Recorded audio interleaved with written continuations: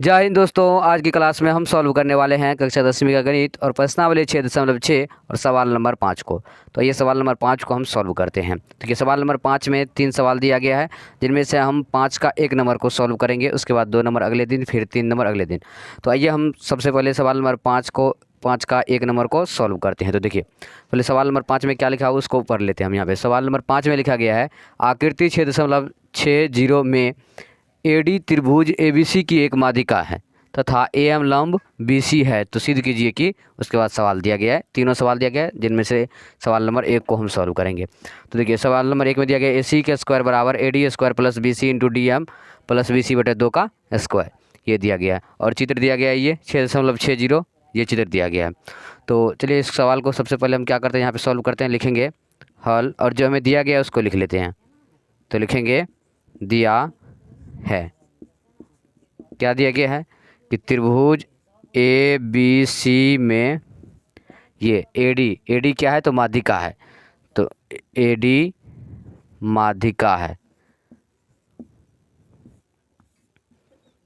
त्रिभुज ABC में AD क्या है, तो माध्यिका है, तथा AM लंब क्या है, BC है तथा AM लंब BC है, ये हमें दिया गया है। अब जो हमें सिद्ध करना है वो हम लिख लेते हैं। तो यहाँ पे लिख लेंगे, और देखिए यहाँ पे जो दिया गया ये तो हम लिख दिए। और इसमें एक बात ध्यान रखना है आपको कि ये जो दिया गया है BC और BM और ये MD हो गया, मतलब कि यहाँ से BC हुआ पूरा, और BC बराबर क्या हो जाएगा, यहाँ देखिए BD, ये जो माध्यिका, पहले सवाल को समझ लीजिए। क्या आकृति 6.60 में AD त्रिभुज ABC की एक माध्यिका है। AD ये क्या है, ABC की माध्यिका है, मतलब यहाँ से ये आधा हो गया और यहाँ से आधा हो गया। उसके बाद AM लंब BC हो गया, A से M, ये A से M लंब डाला है, और BC यानी कि BC पर लंब डाला है AM से, ये हमें दिया गया था। तो ये देखिए ये जो है BD, यहाँ पे माध्यिका ये है, तो BD और DC, BD बराबर क्या होगा DC, क्योंकि ये माध्यिका क्या करता है, इस साइड और इस साइड को बराबर भाग में बांटता है, तो BD बराबर क्या हो जाएगा, DC। इसको हम यहाँ पे लिख देते हैं, BD बराबर DC। और ये दोनों किसका आधा है, तो BC का आधा है, BC का आधा हो जाएगा BD, और DC भी होगा आधा, तो हम लिखते हैं बराबर BC बटे 2, मतलब BC का आधा ये दोनों है। इसके बराबर में इसको लिख सकते हैं, इसके बराबर में इसको लिख सकते हैं। तो चलिए अब हमें जो सिद्ध करना है उसको लिख लेते हैं। तो यहाँ पे लिखेंगे सिद्ध करना है, सिद्ध करना है, क्या सिद्ध करना है, देख लीजिए यहाँ पे AC स्क्वायर बराबर AD square plus BC into DM plus BC बटा 2 का स्क्वायर, ये हमें सिद्ध करना है। तो चलिए सॉल्व करना स्टार्ट करते हैं। तो यहाँ पे लिख लेंगे प्रमाण, यानी कि यहाँ से हम सॉल्व कर रहे हैं, यहाँ तक हमें जो दिया गया था वो सब लिख दिए। अब चलिए प्रमाण में क्या लिखेंगे, सबसे पहले देखना पड़ेगा यहाँ पे कि हम यहाँ पे देखिए कितना त्रिभुज बन रहा है। ये समकोण यहाँ पे है ना, तो AMC बन रहा है, उसके बाद AMB बन रहा है, 2 त्रिभुज बन रहा है। तो इसमें देखेंगे कौन सा त्रिभुज में चलेंगे। तो AC का स्क्वायर है, तो AC कहाँ है, तो AC है, मतलब यहाँ से ये है, तो त्रिभुज कौन सा बनेगा, AC, और इसको मिला दीजिए यहाँ पे, ये त्रिभुज बन गया AMC। तो चलिए इसमें हम चलते हैं। तो सबसे पहले क्या लिखेंगे हम, त्रिभुज AMC में कौन सा नियम से, तो पाइथागोरस प्रमेय से, पाइथागोरस प्रमेय से, पाइथागोरस प्रमेय से। इसका क्या कहते हैं पाइथागोरस प्रमेय, कि कर्ण का वर्ग बराबर लंब का वर्ग प्लस आधार का वर्ग। इसको लिख देते हैं यहाँ पे शॉर्टकट में, कर्ण का वर्ग बराबर लंब का वर्ग प्लस आधार का वर्ग, लिख दिए। तो ये कर्ण इसमें क्या हो जाएगा, ये हो जाएगा कर्ण, और ये लंब, और ये हो जाएगा क्या, आधार। आधार कौन होगा, MC होगा, क्योंकि AMC में चल रहे हैं। तो कर्ण का वर्ग मतलब AC का वर्ग, तो लिखते हैं AC का वर्ग बराबर लंब का वर्ग, तो लंब क्या है, AM है, तो AM का वर्ग प्लस आधार का वर्ग, तो आधार है DC, लिख देंगे DC का वर्ग। इसको मान लेते हैं समीकरण 1। अब दूसरा त्रिभुज में चलते हैं। दूसरा त्रिभुज में कौन सा लेंगे, AC स्क्वायर था इसमें, तो चलिए ये वाला ले लिए। AD स्क्वायर भी है, तो AD ये आ रहा है AD, यहाँ से AD और M, ये 2 त्रिभुज ले लेते हैं, AMD या फिर ADM बोलिए, ये त्रिभुज ले सकते हैं हम। तो चलिए लेते हैं यहाँ पे त्रिभुज ADM ले लेते हैं। तो लिखेंगे यहाँ पे त्रिभुज ADM में पाइथागोरस प्रमेय से, पाइथागोरस परमाय से। अब इसमें क्या हो जाएगा, इसमें वही कर्ण का वर्ग बराबर लंब का वर्ग प्लस आधार का वर्ग, तो ये होगा लंब, ये हो जाएगा आधार, ओ क्या बोलते हैं इसको, कर्ण, ये होगा कर्ण और ये होगा आधार।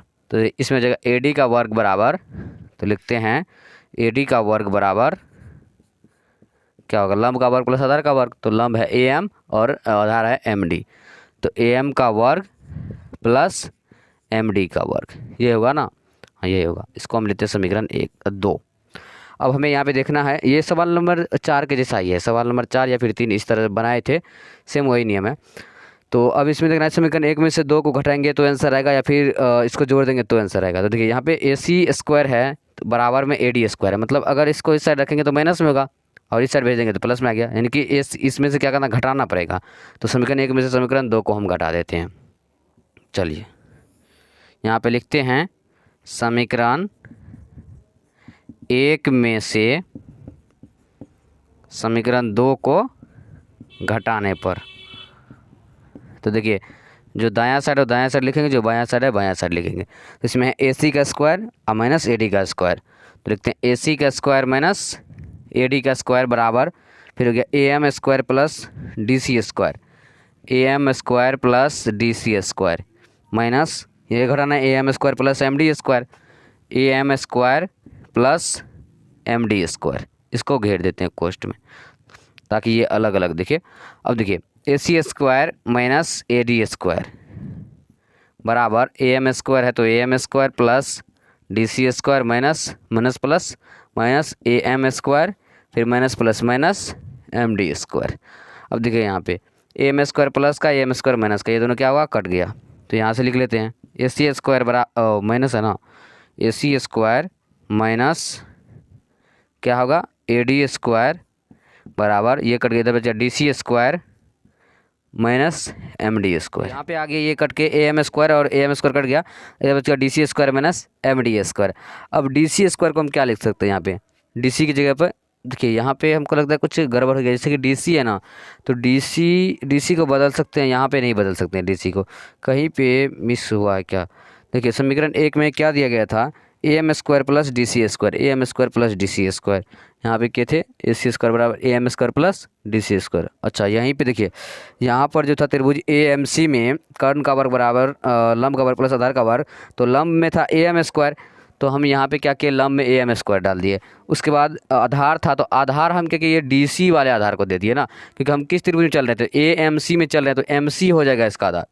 देखिए यहाँ पे ये MC होगा क्या, आधार होगा, तो हम यहाँ पे मिस कर दिए, कहाँ आधार है यहाँ पे, तो यहाँ पे लिख दीजिए MC² और कहीं पे था AM² प्लस DC², यहीं पे MC² लिखना है, MC², फिर कहीं पे यहाँ पर भी MC² लिख देना है।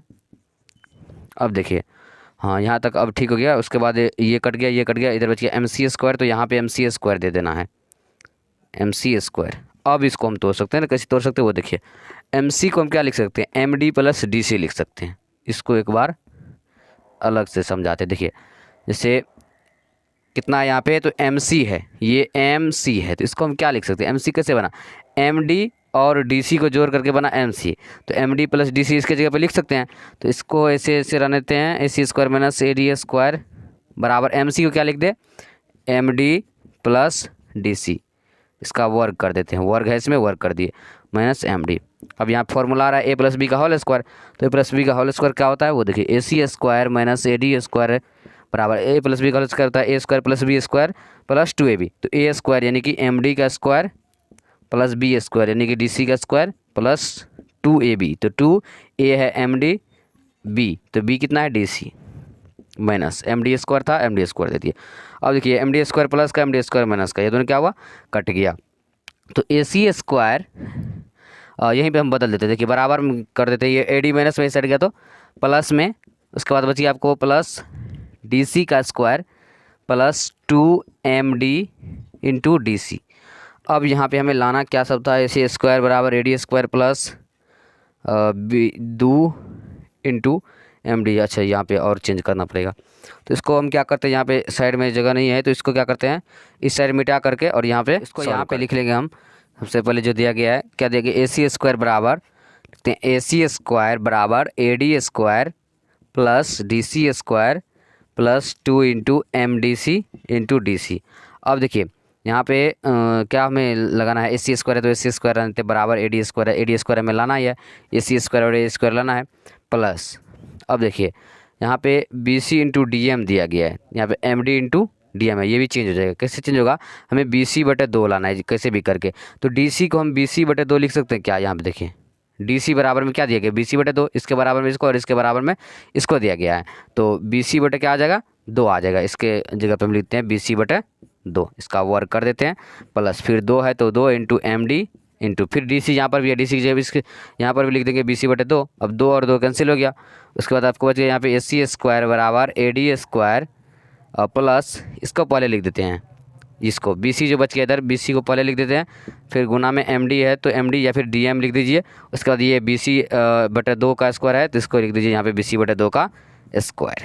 बस यही हो गया, ये हमें प्रूव्ड करना था, यहाँ पे हो चुका है।